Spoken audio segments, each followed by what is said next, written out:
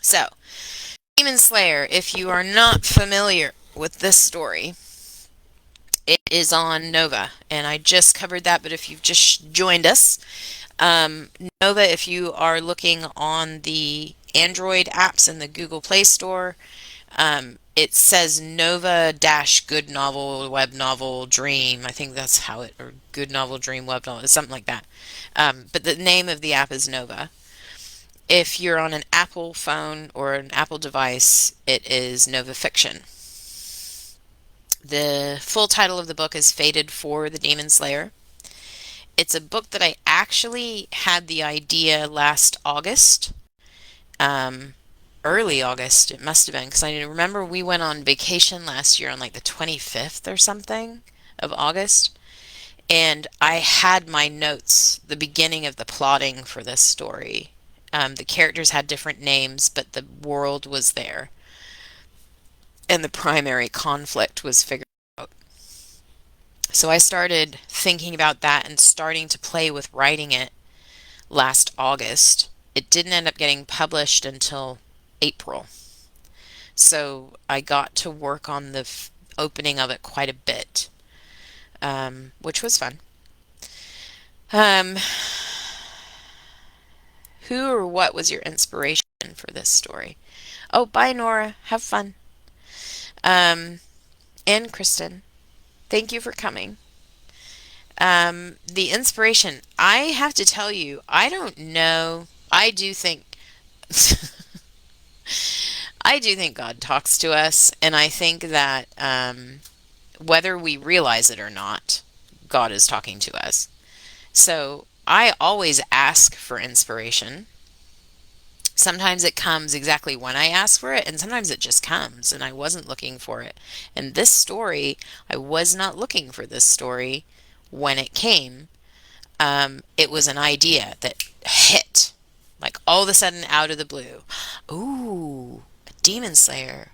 Ooh, what if the woman? Ooh, shields and like the whole sort of world of it. And the two main characters. Two main characters and Solomon came first. And it was immediately interesting to me.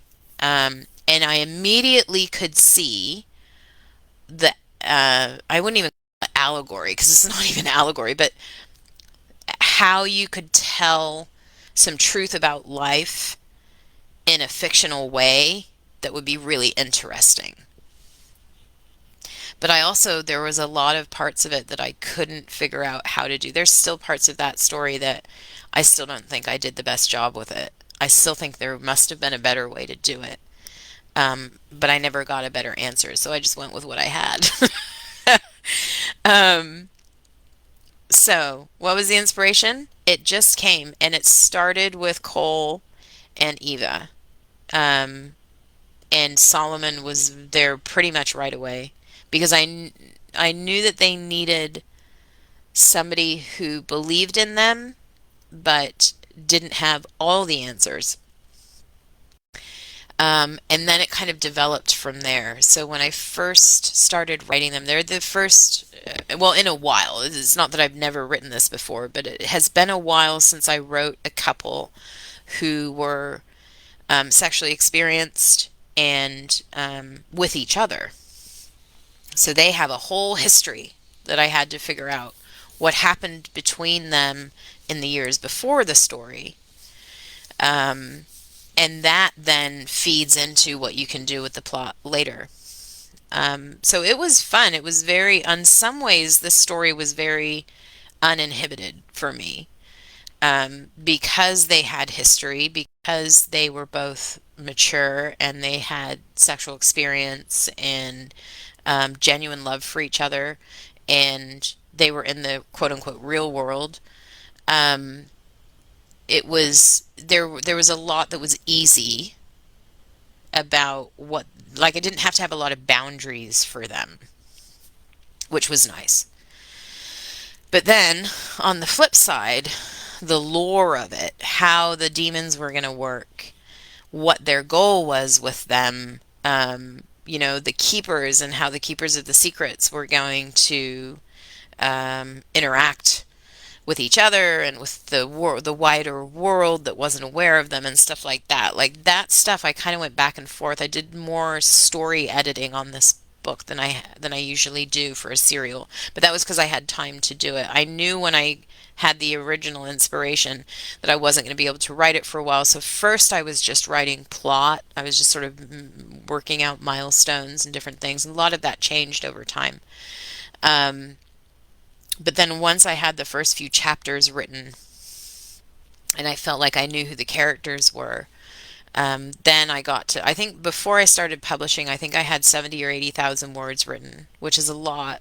It's what I always aim to do with a story, but don't often get there. And so it was nice to have this sort of big foundation when I started because now you're developing into the more intricate stuff. Anyway, that's probably more interesting to me than to you. Point is, this was the kind of story that just kind of came.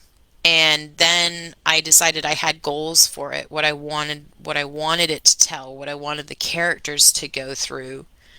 And it wasn't intentional. Somebody observed. Somebody was fairly early on reading both Demon Slayer and His Stolen Luna and observed that both male leads were dealing with um, a lot of fear and that fear was driving them. It worked in different ways what it did for them, but in both cases it was driving a male character whose greatest flaw really was how he reacted to that fear. So some people read Cole, who's the in the Demon Slayer. Some people read him and find him frustrating because he was his own worst enemy. And he was Eva's worst enemy, frankly, early on.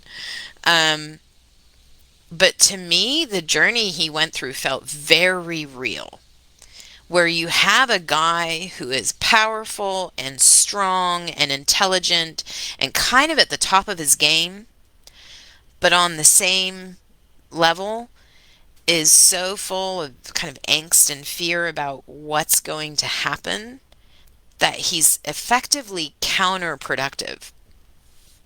And I think that's very realistic. Like maybe not on a demonic level, but a lot of people, male and female, I see people who hurt themselves and hurt people around them out of fear or out of a response to pain and don't even realize that that's what they're doing. They think they're protecting themselves or they think they're protecting somebody else. But really what they're doing is hurting people. So to me, Cole's journey in this book, I understand why it felt frustrating for some people. Not everybody responded that way, but the people who did, I know why. But I love Cole. Like Cole's a combination, not intentionally, but he's kind of a combination of like my high school boyfriend and my husband, and like I don't mean like actually, but I mean the traits that he has. He's kind of a mishmash of a lot of men that I've known. And he is, I think, probably the most realistic guy I've ever written, whether you would agree with me or not. Um, he's the closest to an actual human being. He's way more flawed than a lot of my male leads are. Um, and I think that's why I love him. Because I was joking in the Discord the other day. I said, I just love the broken ones. And it's true. Like, men are broken, women are broken. Like, we're all broken. But I love any person. I have a heart for any person who um, doesn't give up and sees their own flaws and wants to fix them. Like whether they can or not, however long it takes them, they don't back away from I have to grow, right? I love that. That's like my favorite character trait in a person. And Cole was that. Like Cole was never giving up on getting better, but what he was doing is very misguided at times about how he should go about that. Anyway, I just want to Oh, so there's somebody's asked a question. The risk premise like a sin eater. No, this is and again, this is probably the aspect of the story. So Linda's asked, is the Demon Slayer story, is it like the Sin Eater or the Buffy Vampire Slayer? It's really not. There's an element of that, actual tangible combat with demonic entities. Yes, that is part of the story. But the way that they're combating it and what the sort of power, where it comes from, and how it works is very different. It's not primarily physical. The physical fighting that happens in the story is more of the framework of conflict. Um, they do physically fight, but their victory and their power comes more from um, walking in truth. So the idea is that, and I suppose this does align to some degree with the His Stolen Luna and JP's story. Their their power comes from um, choosing right and being strong in it, choosing truth and being strong in it. So while they do have to physically, tangibly fight, the victory is won by not giving up. So in the lore of Demon Slayer, you have slayers and shields. So the Slayer, which in this case is actually Eva, the female character, the female lead, is the one who's stepping forward into intentional conflict or intentional combat with demonic entities. Her greatest skill is identifying when a demonic entity is at work in the life of another person, um, and occasionally when they manifest tangibly outside of a person. And so she fights, like that's her job. She's a soldier or a warrior. The shield's um, role, which is Cole in this story, their job, because they also can identify demons at work and they also can see when they physically manifest, but their job is to protect the Slayer. So the idea is that the two together, well, so this is the idea for me. I don't think I ever communicated this in the story because it wasn't necessary, but the idea to me is that the two together are a demonstration of God's protection and strength, right? One is manifesting or demonstrating God's strength and truth and the ability to see clearly and to fight for what's right. The other is demonstrating God's protection. And so they work as a team. And the whole idea is that his job is to keep her safe until she can work out victory against the enemy. And so in this Keeper of the Secrets, which is all of the people that are aware of this and fighting the good fight, they all have a pair. They all have every Slayer has a shield, or the when they become aware that they are either a Slayer or a shield, then they go in pursuit to find the person that they should be working with, who's a teammate, and that can be anyone from it's often a romantic or a spouse. It's often somebody that they're connected to intimately, but sometimes it's a family member, sometimes it's a very close friend, sometimes it's just they find each other like in the process of training and stuff and learn that they work well together so that they become a pair. So the whole idea of this world is that there's always two of them working together, or that's the goal. That once they become aware that they have the ability to see demons and to fight them, then they're looking for their person that's going to be their other half of their little thing. And so Eva actually is quite a bit younger than Cole. I think I had her 8 to 10 years younger than him. I'm not sure if I communicated that in the book because it's not a popular thing to do. But initially they met when Cole was her professor. She's a teenager, and she has struggled with these entities and this ability to see the supernatural since she was a young teen, and it's created a lot of fear and strife in her life. She goes to his class, learns the truth about what it is that she's seeing and how it works, and he helps her initially just as sort of teacher to student, She's one of the people that he invests in, and over the course of that, they get to know each other. A little bit of forbidden love.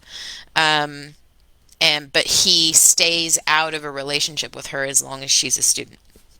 So it's not until she is no longer a student that they actually enter a romantic relationship. And all of that happens before the story starts. Because their conflict, which I won't tell you in case you decide to read it, because everybody else knows it, their conflict is that 3 years prior to the story starting, something happened that broke them up because of a decision that she made, and he struggles to forgive her for that. So if you want to know more, go read the book. um, anyway, I got really sidetracked there. Sorry. Did Eva keep the new power that God gave her to block the Nephilim from attacking? Yes. But just like every other power that is of this ilk, you can fall in and out of it in the sense that it's directly related to your ability to trust, right? So the whole idea was at the end when Eva's in the altar and God appears to her and speaks to her about what she's doing and what's going on and how he's going to protect them. And she gets it in that moment, right? And so he releases her and off she goes, and now she's like super powerful. Um, just like anything else that we can do in our lives, um, you can be affected by your mindset, by your experiences, by things going on. So just like anything else, she is sometimes more powerful than others. She was extremely powerful in that moment because she was completely surrendered to it. She knew that there was no way for her to get herself out of that situation. So she was 100% walking in trust, which made her extremely powerful. So there would be times in her life moving forward that she would become more self-reliant and would her power would be less. But no, she's not lost that. It's just like anything else. She has to make sure her mind's in the right place, make sure her heart's in the right place, just like Cole did early on. You know, a lot of Cole's mess up was to do with needing to recalibrate, get himself more on point. Um, did they ever end up having kids? You're probably not going to like this answer. To my mind, no. But the reason would be, and it's not that I would never write them with having a family, but to me, they were always in the what I would call pre-apocalyptic world. So they were always in the world where everything was about to go down, and they know that, and they're aware of that, and they would choose not to bring a family into that. So they would see their roles as soldiers, right? And you can't they're already having to protect each other. They're already having to put so much time and energy into each other that they both know that they can't if they brought children into that, it would take too much of what was needed from them. They have a very, very important job to do. Um, so no, I don't believe that they would have kids. Did Cole remain Eva's shield after she became a teacher, or was their fighting days over? No, their fighting days were not over. But what I imagined happened, so they had this big war, battle, and they won. And that sets the enemy back, right? So, see, I'm going to have to take a drink of water because I'm starting to get a dry throat. That puts them in a place where there's kind of a lull. So the way that I see it, what they did and what they achieved, and this was, in fact, when I presented the book, when I pitched the book to the publisher, what I said was, if the book is popular, it'll come to this place, which is the place that you all saw. But it leaves open this thing. And if the book is popular, we can either do a sequel or extend it to tell this story. Excuse me. Unfortunately, the book wasn't popular, which made me sad. So, what you didn't get to see, and I honestly, I don't think you ever will. I would, and maybe this is why. Maybe God was like, that's enough, because the second sort of conflict or plot arc for these guys would literally be the apocalypse. It would literally be like, you know, light versus dark, Satan versus God, like the whole thing, nuclear. Um, so it would have been a very big world, the second part of the story. They would have been very core in it. Um, so no, their fighting days weren't over because just like with Solomon now, right?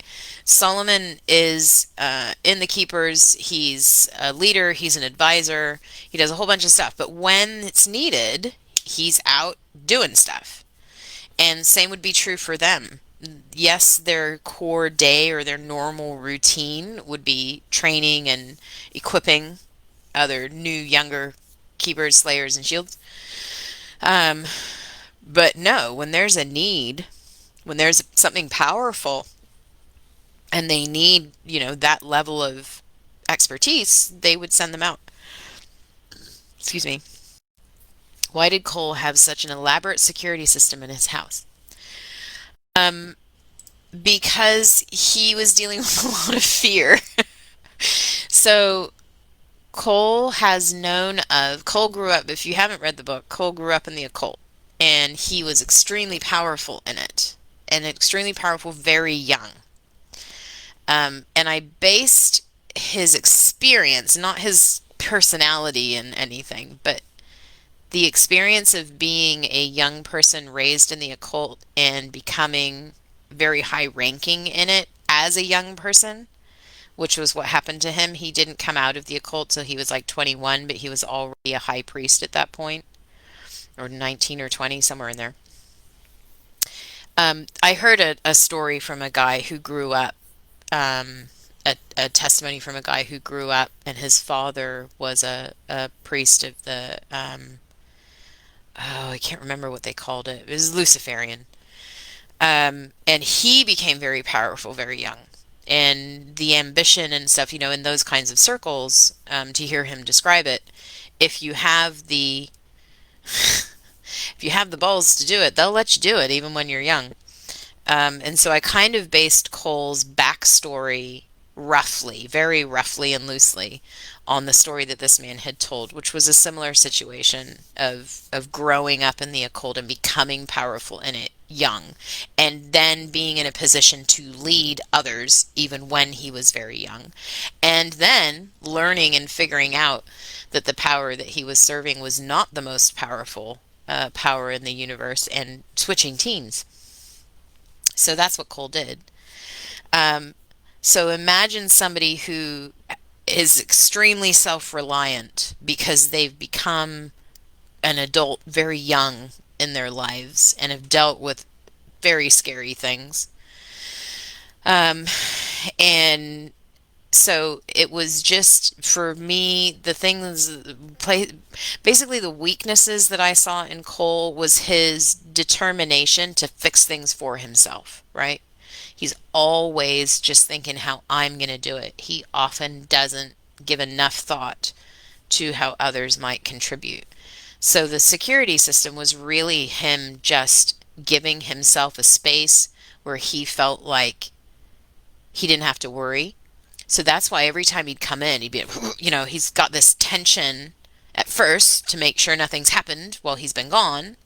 And then once he's sure nothing's happened while he's been gone, then he can relax.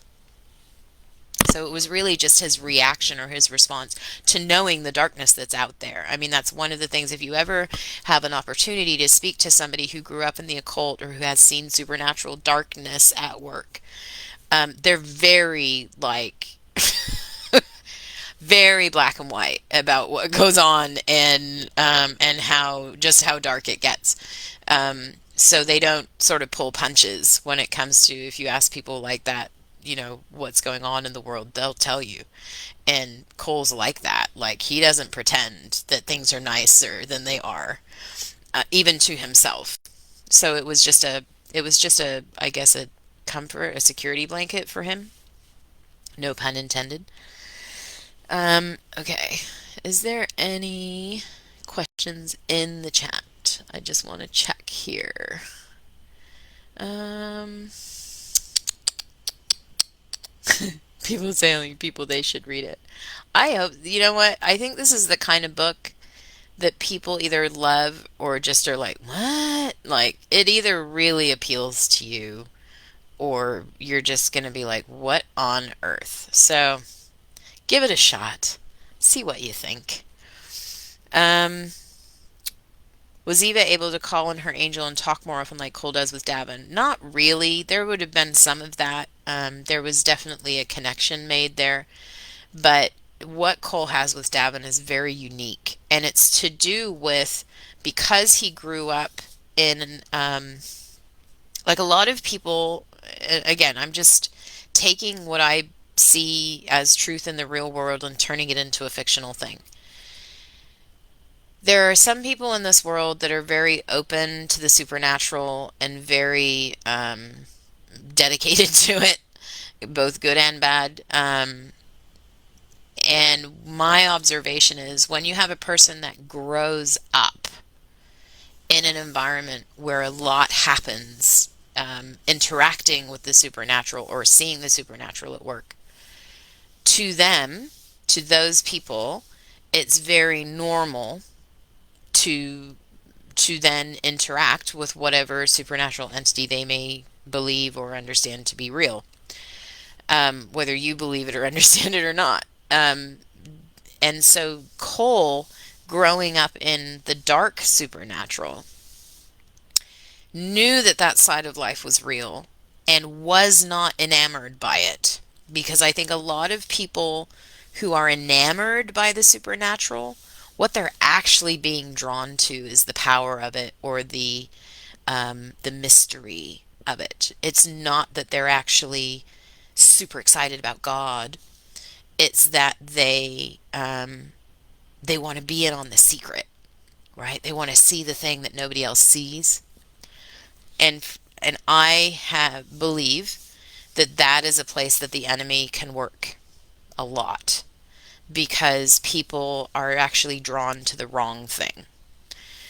But Cole, coming out of the dark occult, knowing that the supernatural was real, and very powerful, my what I saw God doing with somebody like that is this is not a guy who's enamored with the supernatural. This is not a guy who's like into the kick of it, right? He wanted reassurance and he wanted his power to be used, but he wanted it to be used for real victory. I think God is far more likely to let a person like that see the supernatural at work in the rational world because he knows that they're not going to be enticed by it, right? So Cole, what he needed was that fairly consistent. I mean, he talks in the book about how he doesn't see Davin all the time, and Davin doesn't show up all the time, and it's come and go, and sometimes he sees him a lot, and sometimes he doesn't see him at all. That's because God knew when and how Cole needed kind of that reassurance or that reminder. And Davin talks to Cole about that and says, sometimes I was talking and you weren't hearing me, right? So, um, yeah. So I think that there's a difference between how Cole looks at the supernatural and how Eva does.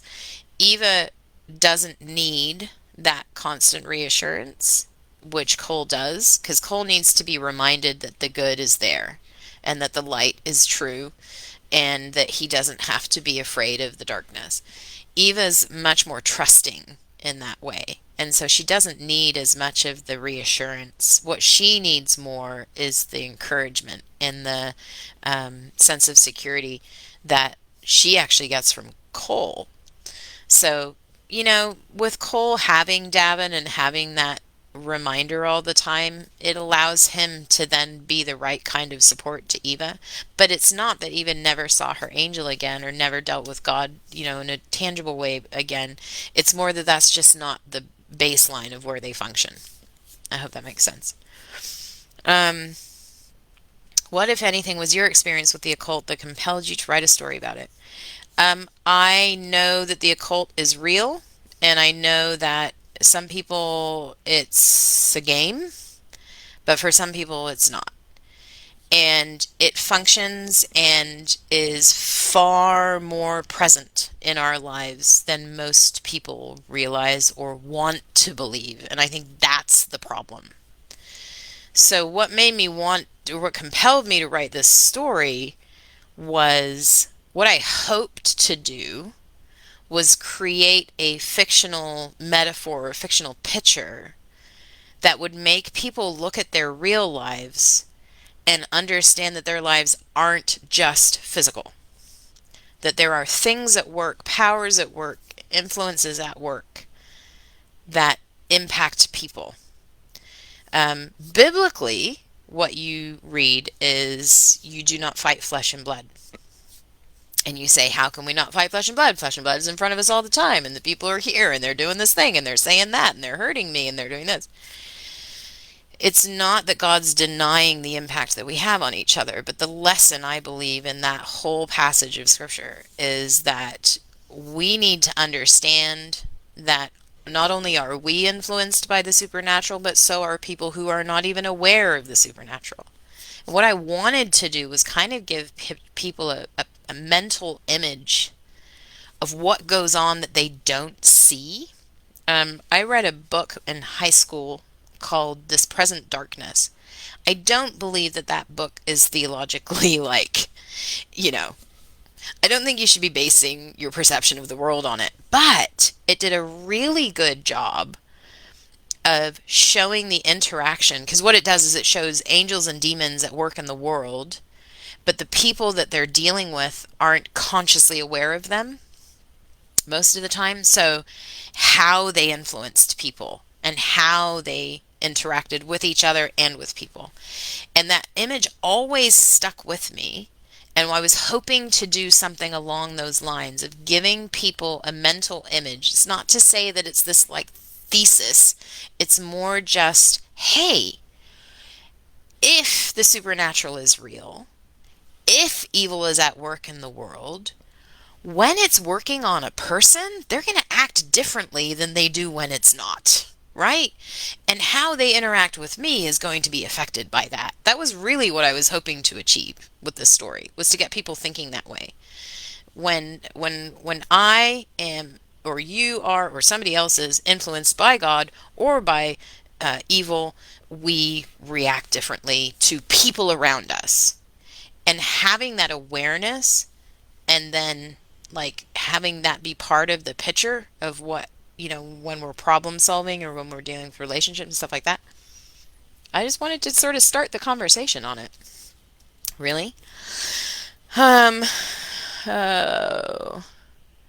I'm gonna have to read this conversation, I think. Oh, who's the plant? Do you mean the Judas? I think you meant the Judas, because that was the question that came up several times from more than one person. Who was the Judas? You don't learn who the Judas was. There's two reasons for that. One is maybe we get to go back. I don't know. I doubt it, honestly, at this point, because the book's not doing well, but who knows? But really, this was the other thing. I never intended for the Judas to be like a major part of the plot.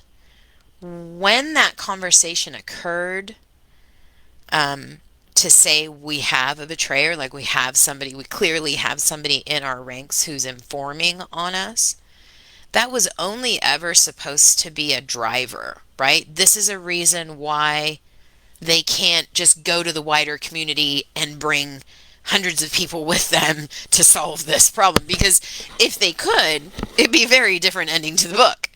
So on the one hand, I was solving a story problem. How do I get just this core group of people into this place to fight this fight? There needed to be some limitations, otherwise they just take everybody. So the reason to not take everybody, the reason for everybody not to know, is that we know we've got a mole. So it was never supposed to be this like dramatic reveal.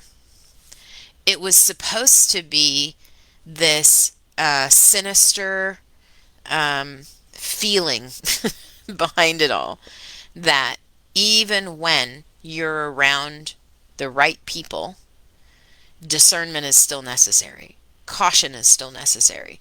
Nobody's perfect, and every environment, no matter how filled with the light it might appear to be, is going to have negative influences or people who appear to be good who are actually bad. Again, biblical principle, um, Satan masquerades as an angel of light, and so do the people that serve him. So that was what I was actually trying to kind of work into the story, was the idea that you have always to be on your guard. You cannot place 100% trust in any human source, because every human source is flawed and influenced, and at times, some of them are downright deceptive. So, first of all, sorry, because clearly I didn't set that up right, because everyone thought it was going to be this like big plot reveal, and I was like, wait, it was never meant to be that. Um, but secondarily, because I didn't get to finish the book the way I wanted to, which was to go deeper into, well, really just the whole thing, I had to shorten it. I didn't get to explore the way that I had positioned that influence. It would have, under a different set of circumstances, yes. If we'd taken this story to the ends of the age, you would have learned who the mole was. But it was never going to be this like big. It was just a bow to tie up at the end. So I'm sorry. I think that unintentionally I oversold the Judas. I really didn't mean to, which is why I didn't tie up the end at the end, because the plot development wasn't there to make it a big reveal. It would have just been like, oh, it's this person. Everyone would go, oh, and then we would have moved on. Um, but also, to my mind, there's not just one. Like, you know, in an organization that large, there's not going to be just one. There's going to be several people that the enemy is influencing or using.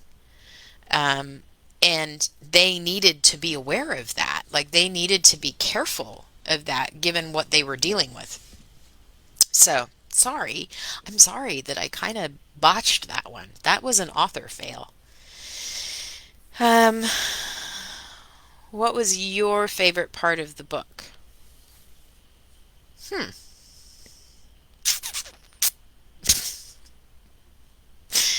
Um, okay. Um, Cole and Eva's physical love in the story, like I said at the beginning, was um, a lot more uninhibited for me, in terms of, it's not that they got up to crazy, it's more that the type of relationship they had, the experience that they had previously, there just wasn't the boundaries, there wasn't the obstacles to overcome that most of the couples have, either because someone's inexperienced or because they don't know each other when they first get together. Um, so there was a lot of freedom in that, and that was fun for me. Not because I'm just like, ooh, let's get jiggy. It was more being able to demonstrate people that are uninhibited with each other, and not stuck in insecurity, or having to take a great deal of caution. A lot of the time in my stories, either the female is a virgin at the beginning, and so they have to kind of grow into their inhibition, or there's some kind of barrier between the two to start with. And so having a couple who not only have experience like in the wider realms, but also have experience with each other, so already have a level of trust in their physical relationship, that was really fun to write, to not have to like curb things. Specifically the couch scene. I don't know why. I don't know why. specifically the couch scene. Um, but yeah, just overall, their physical relationship to me was kind of a joy in this story. What part of the plot did you love, and what part was the most difficult to write about emotionally for you? So, the part that I loved was the victory of the battle and how that came about, and the taking pieces of truth and turning them into weapons, right? I love that. That was a total God thing, and I loved that. That was fun. Um, the most difficult to write emotionally. Um, I ended up not showing a lot of Cole's backstory because I realized that I have a much deeper appetite for that than most readers do. So I know things that Cole went through as a young person and why he was so protective and so um, black and white. Like, he holds no qualms. Like, there's no shiny rose tinted glasses for him about evil. He knows how evil is. And part of me wishes that I could show you that because I think it's actually, for most of us, healthy to not live in denial. But I recognize it's not my job to break everybody out of that mold. So I had some choices to make about how far to go to show what the occult will do with people. And I chose to pull that back. And the reason I chose to pull it back was because I didn't want to create fear where fear didn't already exist for readers. Because had I shown it, if you'd looked into it at all, you would have found out it was real, that these things really do happen and people really are doing this to each other. And I didn't want, I, it just was on my conscience that it was better to let people, if you are in a place where you're ready to understand that, you can find that information. You don't need me to give it to you. So, but it was hard because on the one hand, I think part of the reason why people got frustrated with Cole was because they didn't understand that. Had they understood what he had been through and what he knew to be real and what he expected from the enemy, I think they would have been a lot more patient and gracious with him about how he was reacting to certain situations. And I think they would have better understood why he was so unforgiving at the beginning. Um, okay. Why do you think you struggled with the writing of this story? So, that's a Janelle question because not everybody knew that I struggled with the writing of this story. Um, so, there were two reasons why this story was the hardest to write of all the serial books that I've written. It wasn't the hardest to write at the beginning. Like I said, when I actually started with it, I had a lot of material. I really enjoyed the beginning of the story. But two things happened while this one was publishing. One was on a like purely logistical, practical level. I was entering new platforms for the first time. There was a lot of frustration with this particular book with things posting in the incorrect order, not posting at all, posting at the wrong time, posting on one site and not on another. Like, there was just a lot of problems, like on a practical level. And when you're in a creative industry and you have to try and be creative while you also have to be super practical about solving physical problems, the two do not mix well, at least not for me. So there was obstacles there with that.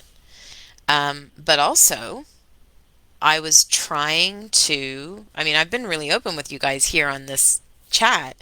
I was trying to tell a story that I think at its core is real.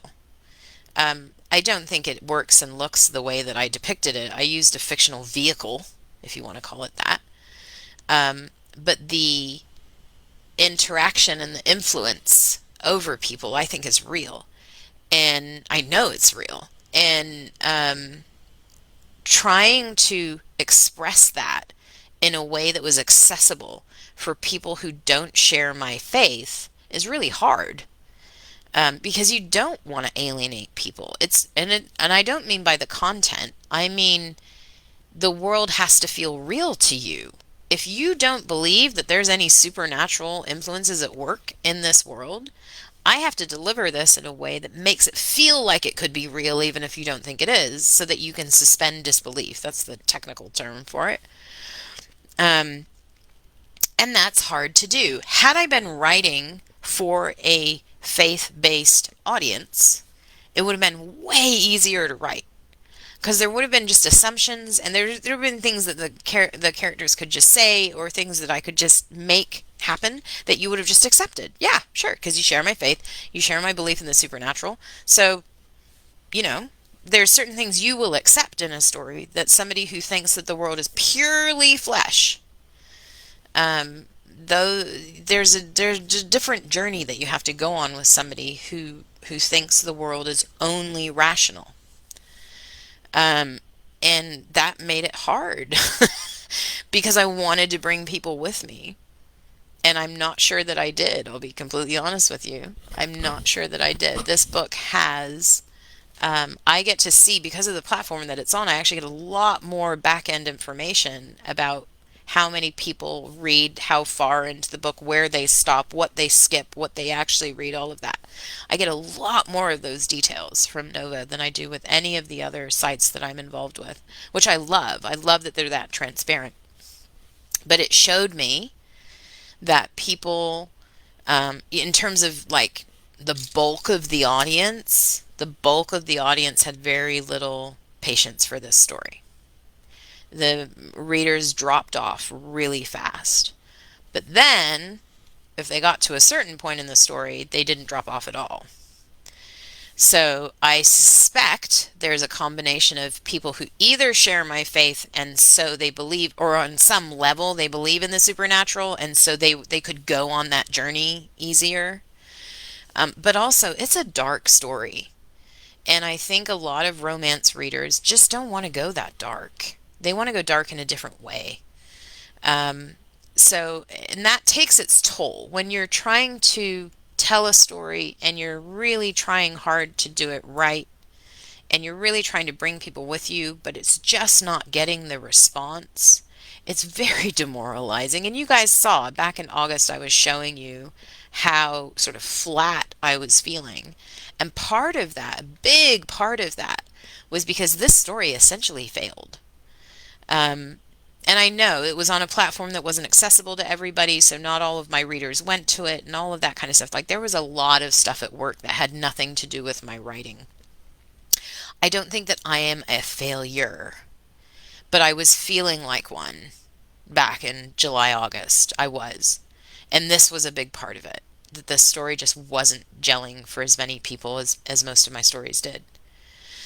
So yeah, there was a lot at work. Plus, I mean, there's stuff going on in my personal life. I don't talk to you guys about that too much because I don't feel like I should burden you. I'm very aware of how blessed I am. I am very aware of having things and having love in my life that most people don't have. And if I talk too much about the things that I struggle with, it's very easy for that perspective to skew and to look like I'm like, oh, my life sucks. My life does not suck. I have so many of my dreams coming true. My life does not suck. But this has been a rough year. The last 15 months in my personal life have been the hardest of my life at the same time that my professional life has been extremely rewarding and satisfying. So it's been this real inner conflict. And it just so happened that while all of that was going on, with the difficulties with the story and the platform and all of that, there were personal things going on as well that were just sucking my energy. And so much of my time and attention needed to go to other things that I was feeling the stress of not having enough time, not having enough energy, mental energy, physical energy to do the stuff that I wanted to do. So there was a whole party of problems around this book. But I'm so thankful that the people who stuck with it, you got out of it, or at least the comments that I've read, people got out of it what I was trying to achieve. So that feels really satisfying, right? Even if it's a small group, at least some people, they took from it exactly what I was trying to give. So again, I don't want to be here like, oh, poor me, my life sucks. In this kind of industry, you have some successes, you have some failures. That's just a reality that's unavoidable. But I am overall, especially now that those logistical problems are done with, I don't have to deal with them anymore. Um, I am still proud of this story. I do not regret this story at all. In fact, I think in a lot of ways, it's probably the most difficult story I've told, and the fact that I got through it feels like a win by itself. Anyway,